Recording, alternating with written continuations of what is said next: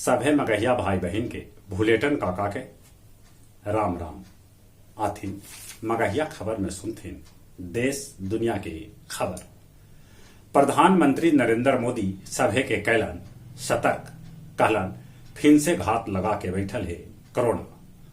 Hydrogen रिसाव के चलते SLS रॉकेट जे चंद्रमा पर भेजे जाए हल ओकर परीक्षण अब विफल हो जाए, जगह उल्टी गिनती शुरू हो गई। पंजाब के मुख्यमंत्री भगवत सिंह मान पंजाब में 300 यूनिट बिजली फ्री देवे के कैलन ऐलान। कांग्रेस के प्रदेश अध्यक्ष डॉक्टर मदन मोहन झा के इस्तीफा देवे के बाद कांग्रेस कर रहा है प्रदेश अध्यक्ष के तलाश। आज से ब्याह के शुभ मुहूर्त शुरू हो गया। JNU के मुख्य दुहारी पर लहरावल गेल भगवा झंडा और साटल गेल पोस्टर।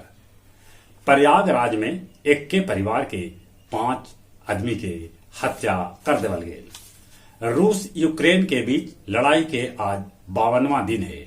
लवीव में रूस कैलक है जोरदार हमला। अमेरिका यूक्रेन के देतक हथियार। यूक्रेनी राष्ट्रपति जेलेस्की जा सका था अमेरिका।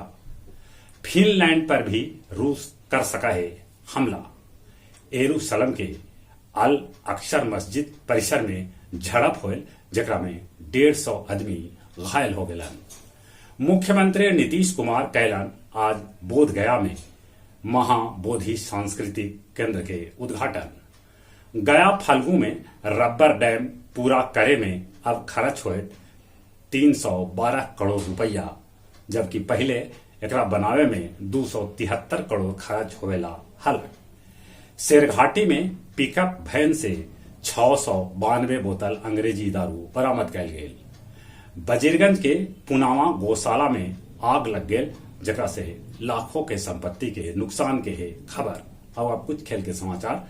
IPL के एगो मैच में Sunriser Hyderabad Kolkata night Riders के 7 विकेट से हरा दिला। बार्सिलोना यूरोपा लीग से बाहर हो गया।